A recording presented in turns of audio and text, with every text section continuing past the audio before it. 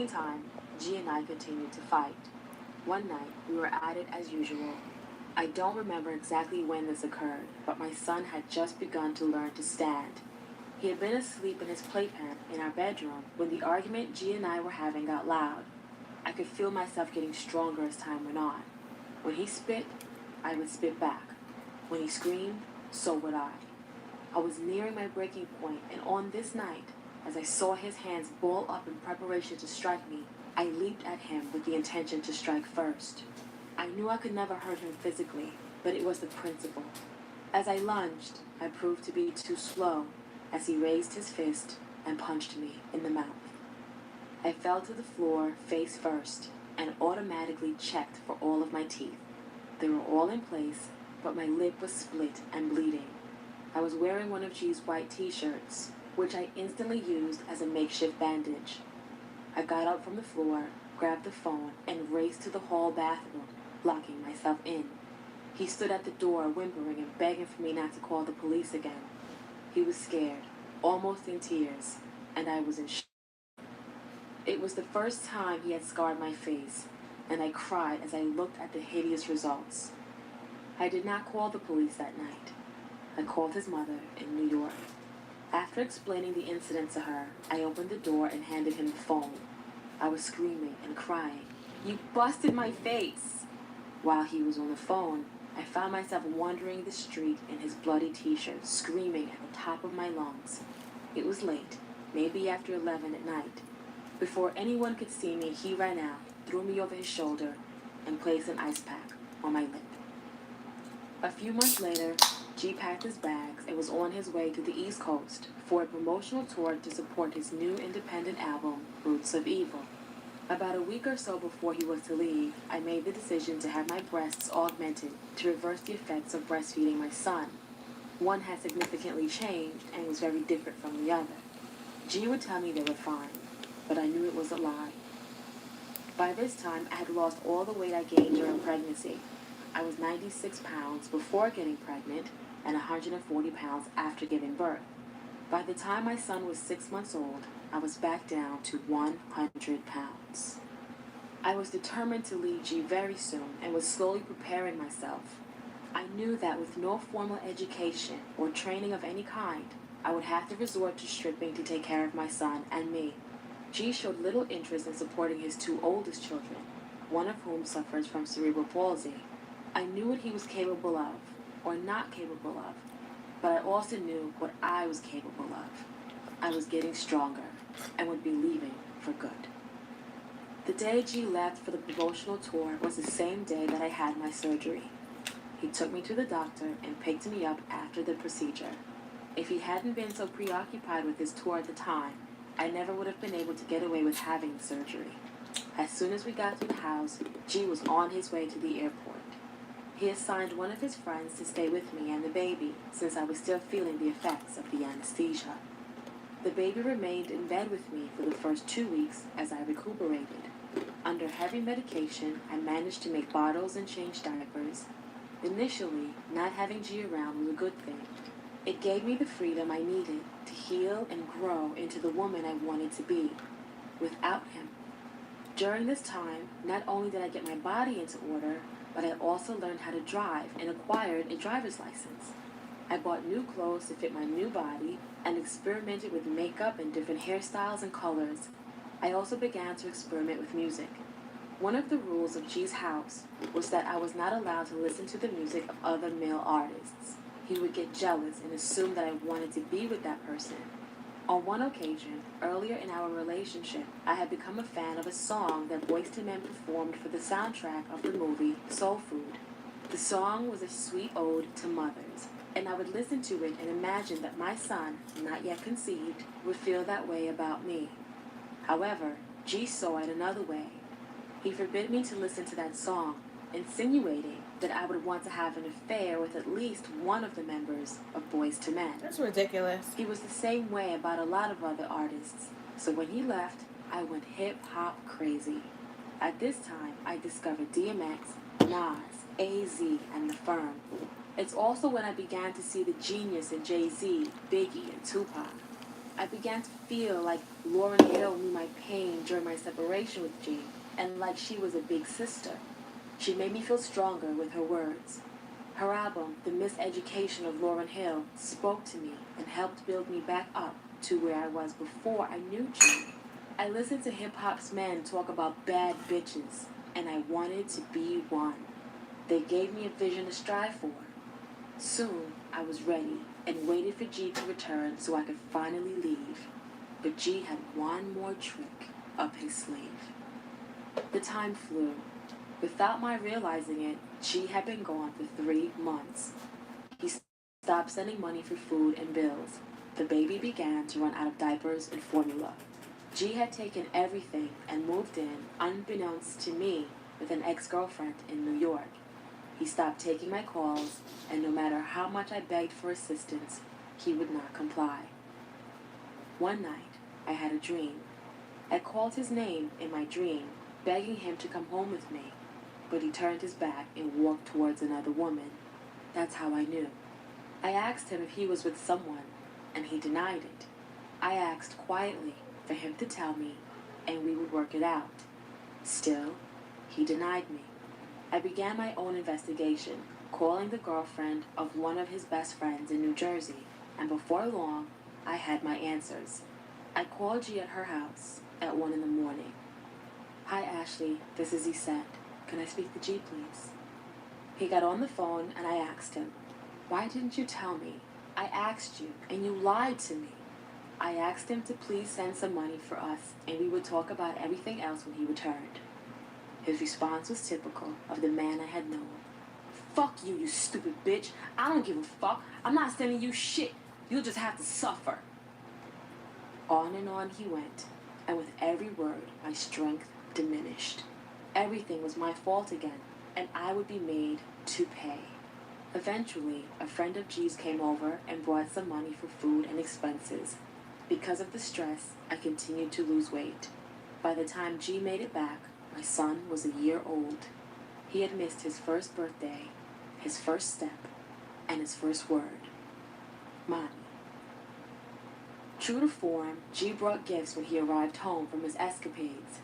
Yet, when our son saw his face and heard his voice, Naeem cried.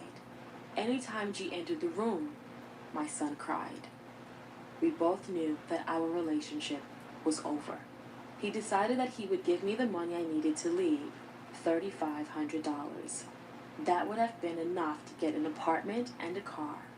I waited for him to give me the money he'd promised, during which time G continued to torture me.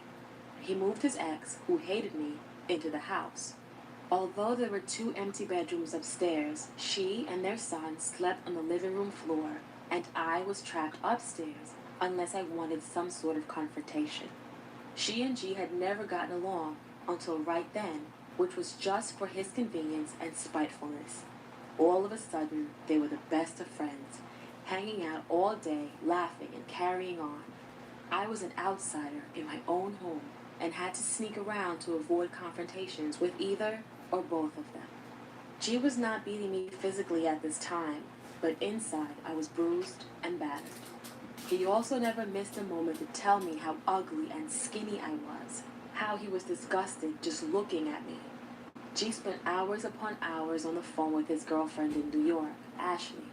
The phone and other bills of the household were in my name, and all I wanted to do was to cut everything off, but I knew I would only be asking for more problems if I did.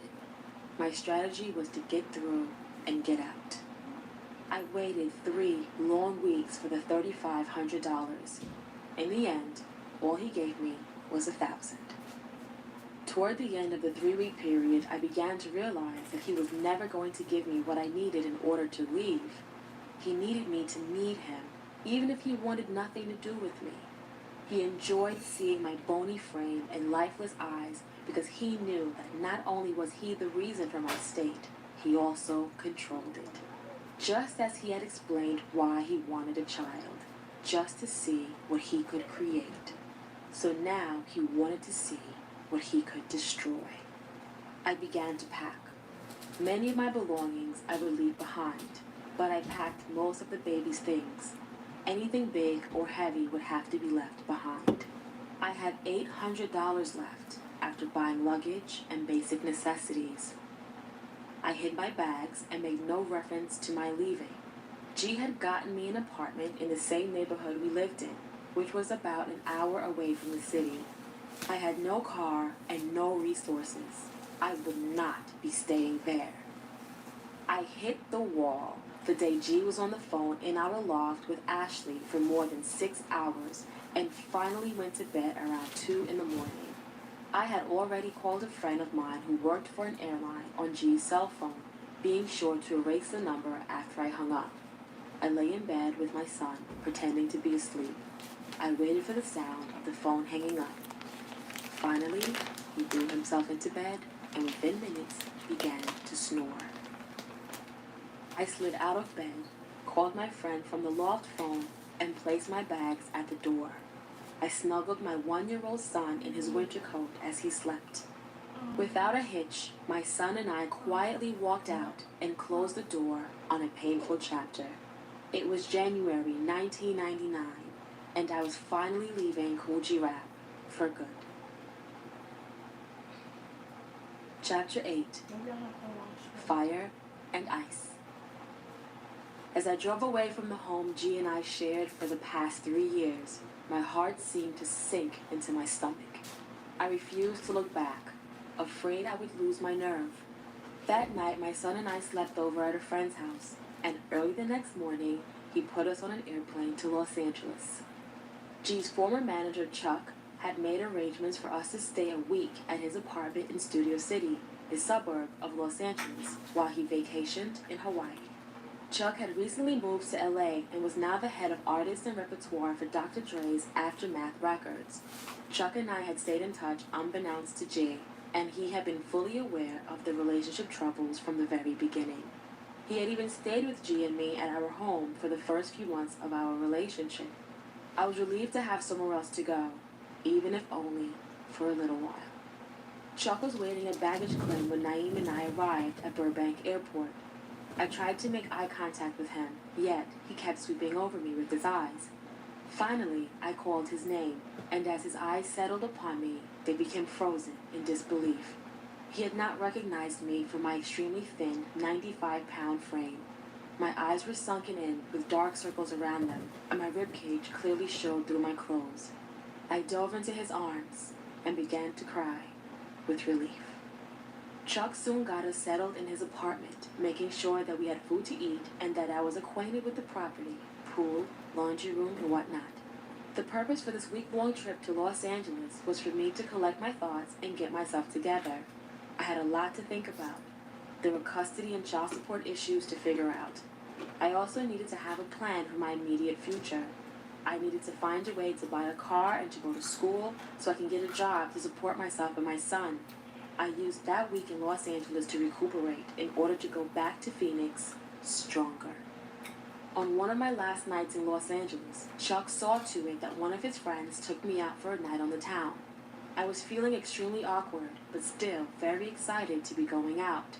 This was the first time that I would be introduced to the infamous Sunset Strip and the House of Blues. I remember walking around and the response of the men who walked past me. They would grab my arms and hands and ask me to dance. I was flattered, but still unsure of myself, so I would decline. The night was coming to a close, and I began to search for Chuck's friends. During my search, I was stopped by yet another man, who quickly introduced himself as Marquise, from the notorious Two Live Crew. We had a brief exchange, and he wrote his phone number on a napkin, as I promised to call him the next day. As I walked away, my eyes wandered about and soon became fixated on a man, surrounded by women. He stood in the shadows, and all I could make out was his fedora and the ringlets of hair which dangled from under it. He also carried a walking stick, and from what I could tell, was very well dressed in a well-tailored blue suit. There were women clamoring around him, some who obviously knew him, and many who wanted to. As he turned around, his ringlets bounced, and his first step was a confident one. That's when I realized I was staring at rapper, actor, Ice-T. Just then, I was tapped on the shoulder from behind by the guys I'd come with, and was told it was time to leave. With one last look at Ice-T, I reluctantly followed behind the guys. There was something about Ice that kept me thinking about him for the rest of the night. He exuded confidence and power, and even without speaking to him, I could tell he had it all together, and that being surrounded by all those women didn't excite him nearly as much as it excited them. He was used to it, and any one of those women would be better serviced by being with him, whereas he was already made and needed no woman to make him. I returned to Chuck's apartment that night, confident that I wanted to live in the city of lost angels. The next evening, I put a call into Marquise, and we talked for about an hour. Once he began to ask me about myself, I went on about all the things I had been through with G and how I had no idea what was to come back in Phoenix. All of a sudden, with a sense of urgency in his voice, he said, "There's someone you should meet. I think he could help you. Let me see if I can find him and call you back." I waited nervously by the phone for about 20 minutes before it rang again. Marquis said hello and then checked to see if his friend was on the line. "Ice, you there?" Another voice chimed in. "Yeah, I'm here." Marquis continued, "Isette, this is Ice-T. He's a good friend of mine, and I told him about you and your son and what you guys are going through right now. He can help you. Go ahead, Ice." Ice spoke to me for a few minutes and gave me his number. He said he didn't want to say much over the phone and that we should meet the following day. The next day, Chuck had returned from Hawaii to meet the moving trucks that would be taking him to a new house he had just purchased, and I was going to a hotel close to the airport since I would be leaving the following morning. Once I checked into the hotel, I immediately called Ice and asked him to meet me there. Within an hour, he was at the door. I opened the door and let him in. It was sort of uncomfortable meeting him for the first time. I was nervous and hopeful that he would say or do something that would change the course of my life. He sat on the end of the bed as I sat at the adjacent desk, telling him my story from start to finish as my son crawled around, playing on the floor. The look in his eyes softened more and more as I related the events of my life and relationship with G. I told him I was on my way back to Phoenix to tie up some loose ends and try to get an apartment and a job, but I decided to eventually move to Los Angeles. He told me his heart went out to me and my son, and that he had been very affected by my story when Marquise had first told it to him, but was especially moved now as he sat there watching my son and me together. He gave me some money, about $300, and said that if I needed anything while in Phoenix, to be sure he was the first person I called. He also assured me that when I was ready to move to Los Angeles, he would see to it that I was taken care of until I was saved. I'd found a true friend and went back to Phoenix with a sense of security and a new strength. I had a way out, and it was available to me whenever I was ready to take it. Over the next 10 months, I stayed in Phoenix. I was determined to put my failed marriage and everything that had occurred before it behind me. Since G and I had been separated, I had moved into my own apartment and worked several odd jobs trying to make ends meet, including a stint as a car salesperson. I settled on taking a quick nurse's aid course and got placed in a nursing assistant position at a senior care hospital. Then finally, I worked as an apartment leasing consultant.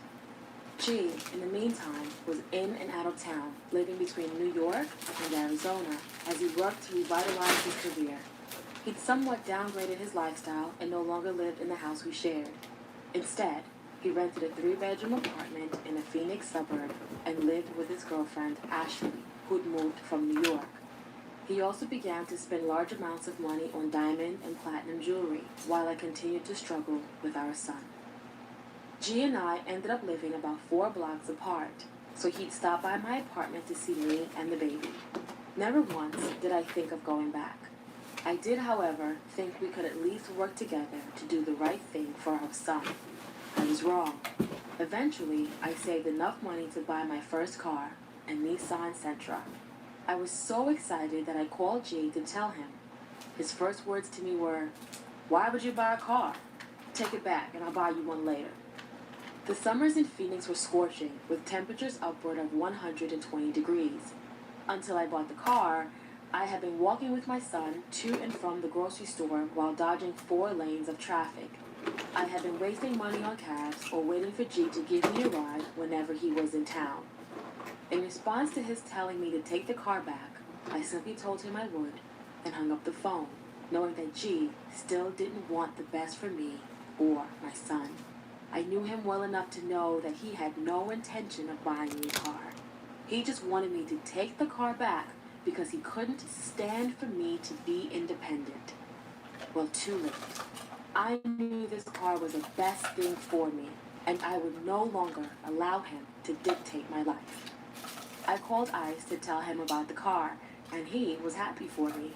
He was my support system, the only person in my life who was building me up, whereas everyone else seemed to be tearing me down. I began to no longer look for G's approval and counted on only Ice to be my guide. We would talk on the phone at least once a week. He sent money when I needed it and gave me advice, like only he could. He told me there was no way I would make it in Phoenix and I needed to get to Los Angeles right away. He felt it was futile for him to continue sending me money in a place where I could never get ahead. Ice continually reassured me that I was meant to be something greater than I was. I was living in a one-bedroom apartment with no furniture, and the money I made with my job barely paid the accumulating bills and childcare expenses. Not to mention the enormous amount of debt I took on once G left me with all the bills from the house. I was ready to go, and Ice was behind me all the way. It wasn't long before I filed papers at the local courthouse for regulated child support and shared custody, but it would prove to be a slow-moving process. G pitched in financially once in a while, but it never seemed to be enough. I was in school and working part-time while G was living the high life, being the rap star he always wanted to be. I wanted a chance to start over, too, in another city. It was my turn to get my life together. I was also angry because I had been doing all of the parenting by myself, and while G was getting his life in order, I felt confined by our child. I just needed a break, a chance to grow and learn and be someone different, someone other than this needy woman I had become. I wanted to be who I was before I met him, the confident, fearless, single me. There was just one thing I had to do before leaving Arizona. Temporarily, leave my son behind. Just in case I was making the wrong move. Just in case I failed. I didn't want Naeem to fail with me. I wanted to be stable before bringing my son along, and although G and I had our problems, I knew he would never harm his son. While I'm not proud of the way I went about it, what I did next set me on the road to Los Angeles without my son. I drove the few blocks to G's apartment and arrived there just in time to see him getting into his car with a friend who was visiting from out of town. Impulsively, I sped up to the rear of G's car, and with a swift turn of the steering wheel, I blocked him in. My heart was pounding, and all the sounds around me became muted. I flung open my car door, jumped out, and opened the back passenger door. I took my 1-year-old son from his seat, grabbed his bag, and placed them both in the parking lot in front of G and his friend. And just as fast as I sped in, I hurried out before he could protest, and didn't stop until I hit the Hollywood city limits. Each of those 6 hours felt like 100 as I drove to Los Angeles. Ice had given me directions and reserved a suite for me at a hotel. I called him every hour to let him know the trip was going well. Along the way, I fantasized about what my new life would be like. I imagined the clothes and the cars. My mind traveled back to the women in the videos who I admired, and I imagined myself looking just like them. I was happy, but more importantly, I was focused. The journey ended at Franklin and Orchid Avenues in the heart of Hollywood. The street was dark and narrow, with a row of tiny hotels and tenements on each side. I took a deep breath before I entered the building. I was in shock. I pulled it off. I actually left it all behind. My old man, my old house, my old life, my new baby. I picked up the room key at the front desk. Once I was settled, there was a soft knock at the door, and my heart seemed to skip 1,000 beats. I straightened my clothes, smoothed out my hair, took another deep breath, and flung the door as wide as it would go until it hit the adjacent wall. I jumped into Ice-T's arms and held on as tight as I could. I smelled him, taking in every molecule. Ice and I spent most every day together. I craved to be near him. I needed him. I needed Ice to teach me, to make me better, and to undo all of the awful things that had been done to me. Ice taught me a lot about how to make it in Los Angeles, where to eat, where to shop, how to negotiate, and how to know my worth professionally. He also taught me about the Hollywood nightlife, and we'd frequent some of the hottest clubs in the city. Yet, he wasn't about dancing and partying. He observed. It was typical for us to grab a spot in the far right corner, always in position so Ice could see everyone who came and went and what they were doing. He usually wore a hat of some sort, sat with his legs crossed, appearing as if he was deep in thought. He rarely moved until it was time to go. On the nights when we stayed in, and there were many, Ice and I would quietly lie together, enjoying each other's presence. Sometimes we drove around in his black-on-black S600 Mercedes, and I held his hand. Ice taught me that I should never hold someone's hand completely, just the smallest finger. This would show that I'm not asking for all of him, just a small part. And from that day forward, I would hold his pinky finger and love that small part of him. We spent a lot of time at his office in Hollywood, where he had a pimp room. The office was on the top floor of the building, and it overlooked the city. The pimp room had oversized red velvet curtains and black leather sofas. There were a few accessories that stood out. A giant pimptionary, a dictionary of pimp terminology, and a video camera set upon a tripod. In this room, we watched porn and made a few flicks of our own. When we were together, I felt like a woman. I was all his. I remember that first Christmas in Los Angeles. It fell on a Sunday, and he told his then longtime girlfriend and their young son that he was going to the bank or something. He came over and spent time with me so I wouldn't be alone. We both knew there was really no excuse for him not to be at home on Christmas morning since everything was closed, but that never mattered to us. He operated in his own space and time. No one made Ice do anything he didn't want to do. When we made love, it was never sexual. Rather, it was like he was feeding me. With every slow, wet stroke, with every warm, sweet kiss, he gave me pieces of himself and let me know that he trusted and cared for me. I felt grown up, knowing I could please a man like that, a man with so many more years and experiences than me. At those moments, I felt complete. Chapter 9. Pain is Love. Once I had been in Hollywood for a few weeks and had regained a certain amount of confidence, I was ready to try out my new life. It was January 2000, and I was 21 years old. I still felt unworthy of any kind of praise or acceptance, but all I needed was the right outfit and enough makeup to mask these insecurities.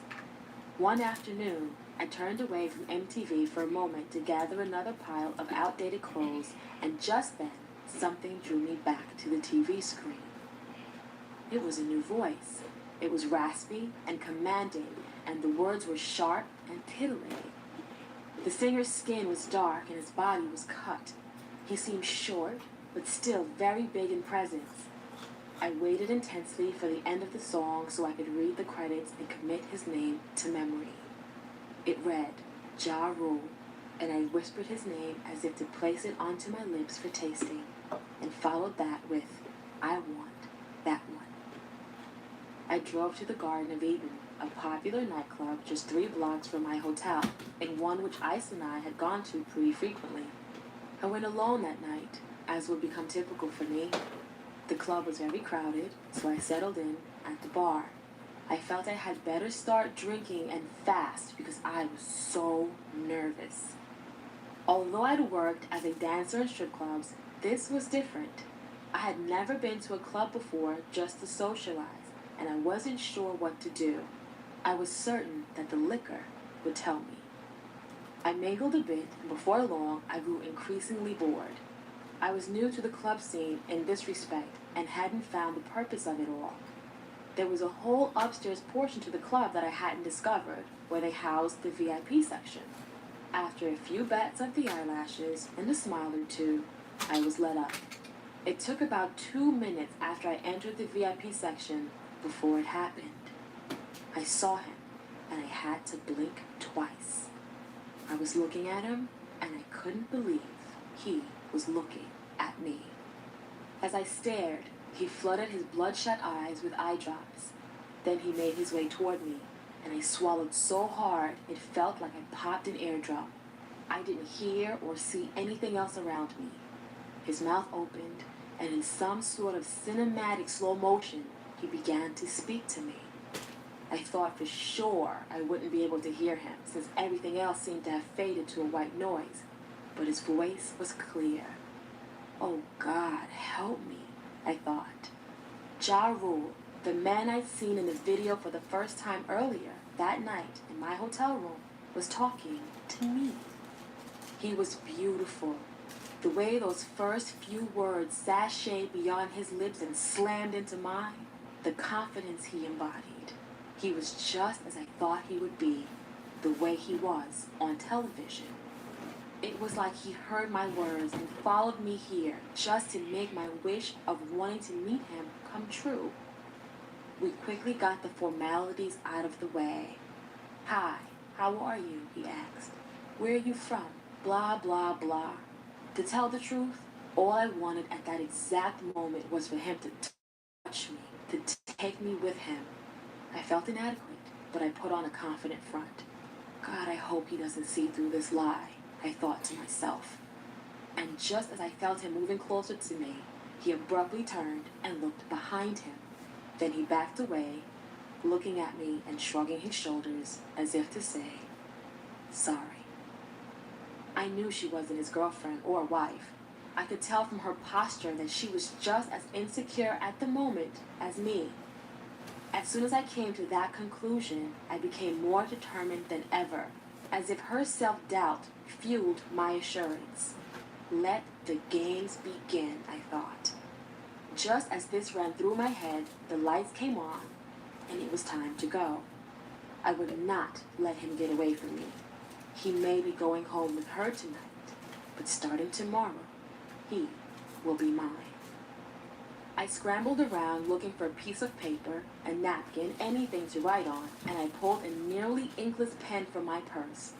Just as he got a few paces past me, I trotted behind him, grabbed his left hand as she held his right, and pressed my name and number into his fist. He looked at me and smiled as I brushed past and walked ahead of them through the doors. He was mine. Ja Rule and I would talk over the next 4 months, but were never able to see each other because he was busy with his career, and I was busy still settling into my new life in LA. Meanwhile, I decided to fly to New York on January 17, 2000, to pick up my son just days before his second birthday. G had taken him there, and although we had only been apart for 1 month, I just couldn't go on without my son any longer. Having my son in Los Angeles would make my transition harder, but not having him made everything else impossible. I went straight from the airport to G's family's house in Queens. As is typical for a New York City winter night, it was bone-chilling cold, around 17 degrees. An old friend of mine had picked me up at the airport and waited outside in the car as I got my son. This was not the same house in which I'd stayed with G and his mother prior to my son being born. This was the house where G's mother had died. Her spirit was still there. I could feel her. However, G was nowhere to be found, as usual. He dropped Naeem off the moment he arrived in New York from Phoenix with a cousin. When I arrived, I was distraught to find that my son, at just 2 years old, was drinking sugary grape Kool-Aid and had a newly acquired rotten front tooth. G's whole family had bad teeth, and now I could see why. G's teeth would fall out and chip every time he ate, and his brother at 40 had no teeth at all. This was definitely nowhere for my son to be, and regardless of the hardships ahead, I knew Naeem would be better off with me. I hastily grabbed him and his suitcase and jetted out the house, using my waiting friend as an excuse for my rush. Happy to be with my son again, we flew back to Los Angeles, and I was ready for whatever awaited us. Having my son with me in Los Angeles allowed me to feel more complete, but unfortunately, it didn't stop me from continuing to enjoy the nightlife. I hired a sitter and began going out as much as I possibly could. The next few months went by pretty fast. Although Ja Rule and I continued to grow close with our frequent phone conversations, I found myself juggling a few new people in my life as well. While I waited for Ja to head back to Los Angeles, I became friendly with Fred Durst, the lead singer of Limp Bizkit. We met on a clear winter day. The sun was bright, and although the breezes were chilly, the overall temperature was unseasonably warm. I was pulling into the underground parking garage of Interscope Records in Westwood. As I pulled in, he was pulling out. Our eyes met, and I recognized his face, but couldn't place it. After hesitating a bit, I kept going. All of a sudden, his SUV stopped. He blared his horn and reversed his car with force. We casually introduced ourselves as he blurted, "Don't you know who I am?" I responded, no. Should I? I already loved his cockiness. "I'm Fred Durst from Limp Bizkit. I'm the senior vice president of this company. Who are you going up there to see?" I was caught for a moment in the sea that was his eyes. Crystal blue, piercing through me and making me want him. I could smell the power oozing from his pores, and I was so turned on, I knew I'd need a shower after this encounter. "I'm going to see my boy Big Chuck," I sputtered, as he cut me off to tell me that he knew Chuck really well and that he thought I was beautiful. As he hopped down from his SUV, his physical appearance delighted me. This big man was actually kind of small. He had this swagger about him that commanded attention. We exchanged numbers, and I listened intently to every word he said as I watched his lips beckon to me. He said he would be back at the office in a few hours, and he would call me then.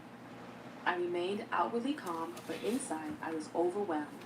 I was mesmerized and flattered. Once he sped off, I was alone with my drifting thoughts.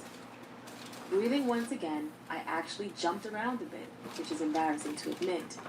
I regained my composure and headed up to see Chuck. My time at the Interscope offices was brief, but I hesitated to leave. Like a girl with a high school crush, I thought, what if Fred calls and I can't get to him in time? What if I never see him again? So, as the parking garage emptied, I stayed and waited for Fred to call me. Finally, we spoke, but I was too ashamed to mention that I was still outside the garage where we had met 3 hours prior. I went back to my hotel room, exhausted from hoping and pretending, but I was also determined he would not get away from me. By April 2000, Ja Rule and I had spoken so much over the phone since the first night we met that I had grown to know him pretty well. He was coming back to Los Angeles after spending a few weeks on the East Coast. I couldn't wait. L'Hermitage, an uber luxury hotel on Burton Way in the heart of Beverly Hills. Room 416. When I think back on this night, it's funny to recall how, in the midst of such grandeur, I was so casually attired. I was in my then typical casual wear of jeans and a t-shirt with my hair pulled back in a modest ponytail. Yet, I was seduced by the luxury and posh detail that surrounded me at L'Hermitage. I arrived at the room and knocked lightly on the door before I realized that it was already ajar. I slowly opened it farther and stuck my head in. Hello? The lights were dim and the radio was tuned to 92.3. The songs were slow favorites, and I began to hum along as I walked in, feeling comfortable. I put down the overnight bag I had packed in anticipation. I looked around a bit, but was really afraid to move too much for fear of disturbing the ambiance. I sucked it all in. I could taste it. Just then, he walked in. He was short and dark, just like the drink he held, lazily swirling it around in a glass as he stood there staring at me. All he wore was a white hotel bathrobe and bed slippers. I just wanted to run to him and tear him apart. I wanted to suck his mouth and taste the liquor, to lick his neck and chest. I wanted the salt of his sweat to help me chase the heat of his kiss. Before I finished that thought, I had him there in my mouth, and in those moments, I was a beast. He squirmed and twisted his body in ways that almost frightened me. It seemed as if he would snap in two or even spontaneously combust from the pressure of screaming into a down-filled pillow. I had him. I knew it. What I was doing to his body was new to him and especially new to me. As I sucked and licked, he screamed and suddenly grabbed both of his ankles as he threw them into the air. I was powerful at this moment. I discovered something new. I had the power here. Glass vases filled with marbles crashed all around us as he began tossing linens from the bed. As the marbles scattered, we laughed in unison. We were just beginning. The rest of the night, we explored countless positions. I remember the exact moment that I first lay on my back for him. I looked up at him as he knelt before me. My legs were wrapped around his waist, and just before his body was to merge with mine, I noticed his upper right chest. On it was a tattoo with the words, "Pain is love." I ran my fingers over the prophetic words. Jah entered my body, and I felt both pain and love simultaneously. As I looked to the ceiling above, I cried silently, and the words of the Isley Brothers' Voyage to Atlantis played in my head. As the first warm tear rolled into my ear, I whispered to him, "Promise you'll always come back to me. Promise you'll always come back to me, please." With his cheek against my tear-soaked face, he promised me. I believed him.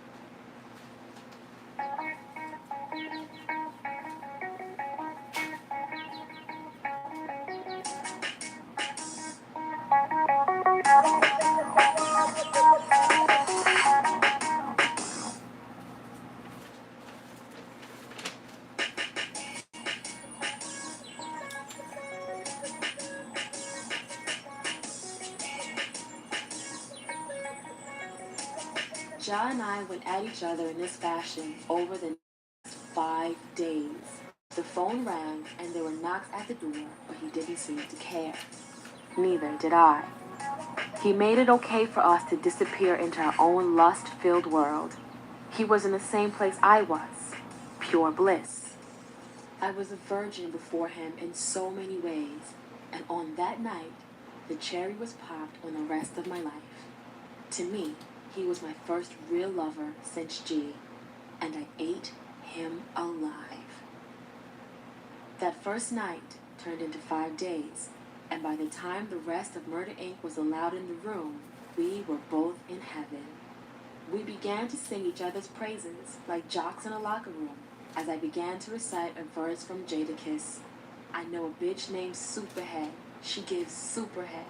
She just moved into the building. She even gave the superhead. We all laughed. And then between us, the name stuck. It was an insider stroke that was supposed to forever remind us of the first time Jah and I connected. It and I belonged to Murder Inc. However, the rest of the close-knit hip-hop industry would soon catch wind of our little joke and would quickly turn it into something not so funny. What started out as an incredibly personal pet name eventually and quickly turned into my scarlet letter. It would be taken out of context from that day forward. On our last day, Jah left the room before I woke up. I felt energized and was ready to see the world again. I looked around for something to take with me, something that would smell like him but wouldn't be missed. On the floor, I found a balled-up sock and placed it to my face and got the fix I was searching for. I could smell his skin and the aroma of the hotel room, and that would be enough to hold me until I could see my love again. Ice and I hadn't seen each other much, and the only time we really spoke was when I ran out of money. He supported my spending habits and helped me take care of my son's needs. Ice never demanded any of my time. He understood me and knew I had to go out and find my own way. With the lessons he taught me, like where to go to meet influential people and how to dress and speak, he always knew I would be okay. It's why my love for him is genuine and complete. So with a decent amount of money at my disposal, I was able to pay someone to take care of my son around the clock while I shopped and gradually became the quintessential urban socialite, albeit one with access to hip-hop royalty. Fred Durst and I continued to stay in touch, and soon we had our official first date. We met at P.F. Chang's at the Beverly Center Mall for lunch, and even though we had spoken quite a bit, I was still extremely nervous around him. I remember feeling like I had to try extra hard to impress him, as if I just wasn't good enough. He was different from the others. He wasn't flashy and flamboyant. He was more laid back and introverted. I never knew what he was thinking, and wanted to be sure he had no reason to not like me. We sat and talked and got to know each other more, but something happened at the table that stayed with me. Fred ordered 5 different entrees just for himself. I was confused but didn't want to seem young and inexperienced, so I just watched his movements. He seemed to be the same as me, a bit depressed and lonely, a stranger to love, and searching. He opened up to me about himself, and I felt special. Just as his story was getting good, our food was served. My 1 plate, and his 5. For the next 45 minutes, while we sat there in the booth and discovered each other, I watched him move. He was grand, taking tiny forkfuls from each dish and repeating that move a few times. Then, just that fast, he was done, leaving the majority of the food behind. I was in awe. I had never really wasted food before, and right then I knew that one day I would be able to eat whatever I wanted, however much I wanted, and summon someone to take the plates away. In my inexperienced mind, it was the height of glamour. With all of the tattoos, body piercings, and worn way of dress, Fred had an air of prestige to me. I silently hoped for him to want me. After we ate, I accompanied him to the studio to watch him record. He let me read his lyric book. He'd written the most hateful words about love and the lack thereof. There were pictures he had drawn of people he knew and images which were unrecognizable and disturbing at the same time. Still, I only wanted him more. I wanted to love him, to heal him. I felt he might want the same, and perhaps that's why he was sharing so much of himself with me. He took several pictures of me with his digital camera. It was the first time I had seen one. He took close-up pictures of my breasts, which he wanted to put on his computer for him to admire at his leisure. Crazy as it sounds now, I thought the idea was sexy at the time. That night, I begged him to take me with him, but he resisted. Instead, he walked me to my car, where I found a $40 parking ticket, which I ripped to pieces before settling into my car for the lonely drive home. But before I made it to the driver's seat, I turned around right into a kiss. His kiss. Those few moments were like hours to me. His lips were soft and surprisingly as I sucked his kiss. Please don't make me go, I begged. Please. Fred looked right through me with those eyes of his and said, I have to. I opened my car door slowly, hoping he would change his mind within the 8 seconds it would take me to sink into my seat. As he looked on, that's exactly what I did. I sank into my seat, closed the door, and through my tears, found my way back to the hotel. Early spring was also when I met one of the most significant members of the hip-hop community. He is so different from the rest, I refuse to name him. For the sake of identity, I will call him Papa.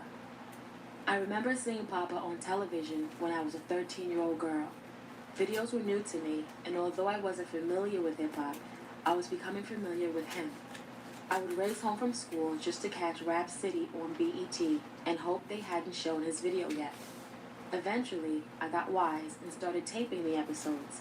I would freeze frame his face and stare at it, wishing I was older and out there in the world so I could bump into him somewhere, somehow. Fast forward 8 years, and there he was, standing right in front of me. I met Chuck on the set of yet another video shoot to hang out. Still new to the scene, I felt self-conscious, like the other girls on the set. Despite my trysts with iced tea and Ja Rule, I felt plain and unworthy.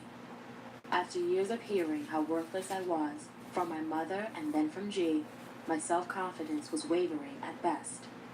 As I looked around the set, trying to settle my nerves, I noticed him. I wanted to go over and say hello, to be as brash as I had been with Ja, but I couldn't move. Just as I was about to give up on the notion, Chuck called me over. I looked in Papa's direction and stopped breathing. I walked over, slowly, only looking at Chuck as if I hadn't noticed Papa standing there, as if I hadn't been seducing him with my eyes the entire night. As I was talking to Chuck, pretending to ignore Papa, he grabbed my phone out of my hand and walked away with it. "Let me use this for a minute," he said. I thought it was strange, his needing my phone, but I was content just to have had some sort of contact with him. I continued talking to Chuck, and a few seconds later, Papa returned and placed the phone back in my hands. For some reason, without looking, I started clearing the screen. "You're not clearing your screen, are you?" Papa said. "Yeah, why?" I answered nervously. I couldn't believe we were actually having an exchange. "Look at it," he said. I looked at the phone and felt like a child. How could I not have realized what he'd done? It was his phone number.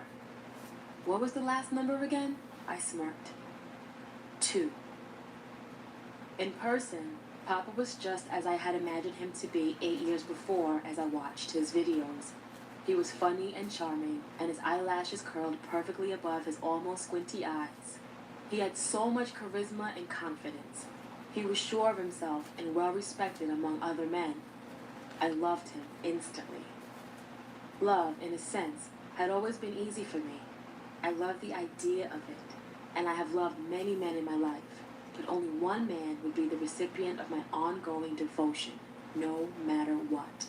And that's why, although it felt awkward and artificial to call Cool G Rap Daddy, it was more than fitting to call the man who would steal my heart over and over again, Papa. Chapter 10. Around the Block. In April 2002, Ice had set me up in a 2-bedroom condo in Santa Clarita, about 30 minutes north of Beverly Hills. A few weeks later, he landed a great-paying gig on Law and Order Special Victims Unit and was headed to New York. Ice had been my safety net, and I knew that if I got myself into any trouble, he would help me out. But now, he had some bad news. "Hey, babe," he said. "I have to let you go." He said he was pretty sure that with the skills he had given me, I would be okay. "You'll be more than okay," he said. "You're going to make it, and when you do, find me and buy me a white Benz." I've held on to those words all of these years. I made the promise, and I meant it. Bye, Ice. Goodbye, baby girl. Meanwhile, Fred and I hadn't spoken much after our date, but Chuck insisted that Fred was really into me, so I naively continued to play cat and mouse with him via his voicemail. Once in a while, he would call me back. I wanted him more than ever, but he was elusive. I found myself fantasizing about him day and night. I made up things in my head, and whenever I did speak to him, I took all of his words to heart, and sometimes even